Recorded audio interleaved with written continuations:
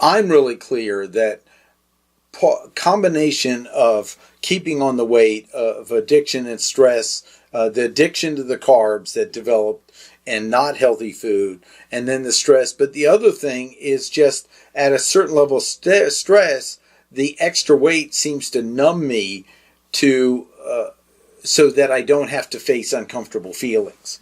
And so I'd like you to talk about the emotional aspects of this, because it is a changing of kind of who you are at identity level. So make it an upgrade, you know?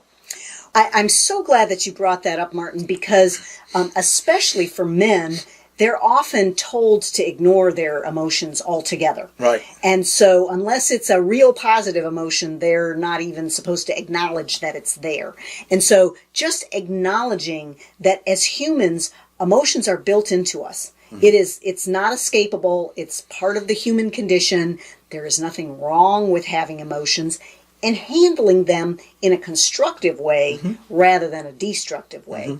And certainly trying to stuff them down with food that has negative consequences for our bodies is a pretty destructive short-term gain. Exactly. Long-term failure. It's effective because it triggers that parasympathetic nervous system to digest. I see. And so I'll just go back to talk about the nervous system a little bit because it's so affected by our emotions. So the autonomic nervous system is running everything in the background. This is, I call it your operating system, like in your computer. It's beating your heart, controls blood pressure, digests your food, sexual function. All of these things are happening automatically in the background.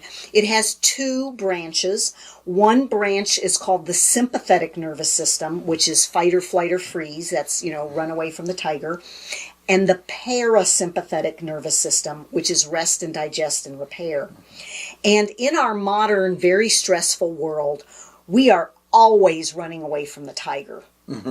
That tiger may be those unpleasant emotions, which in addition to grief can include anger and fear. Those are the kind of the big three unpleasant emotions, and they have a lot of different variations and so forth. But we don't want to feel those things. They're not socially acceptable in a lot of cases and so forth.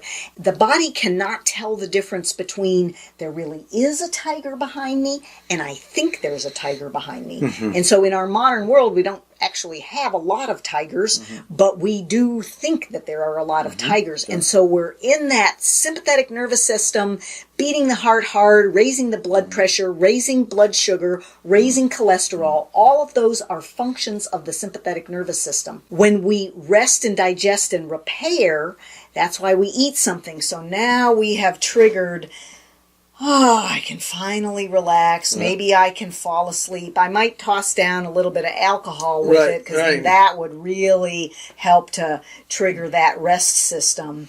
But we're not triggering it in a natural way. We're using these things artificially to do that. And so, first of all, simply being able to be with an emotion and just admit that it's there. Which you don't really have to admit to anyone else. You only have to admit it to yourself. Now, that's not to say that sometimes professional help isn't helpful, or support groups, friends, many different ways of dealing with that.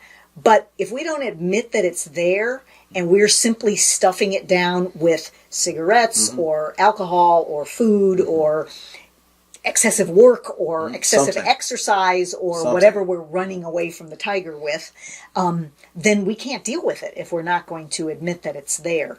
I think a lot of people are aware that they emotionally eat, or they have to have those couple of drinks at the end of the day just to calm down, but they aren't necessarily exploring other ways to deal with those emotions.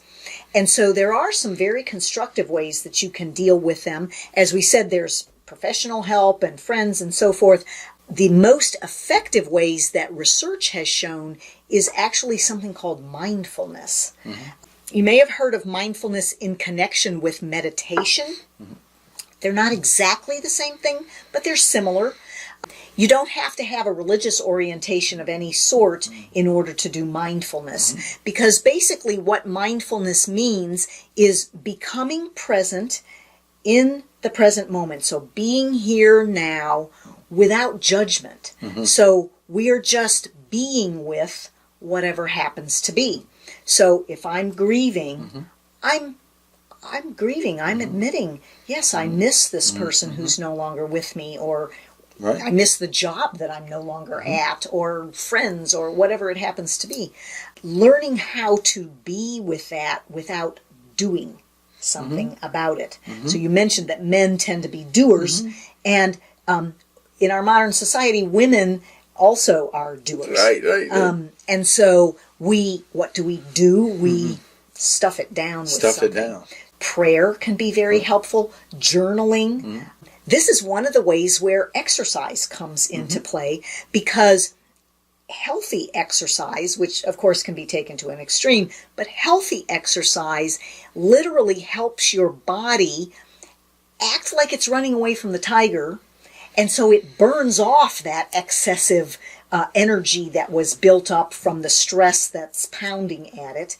And then that allows that parasympathetic nervous system to be able to relax much better.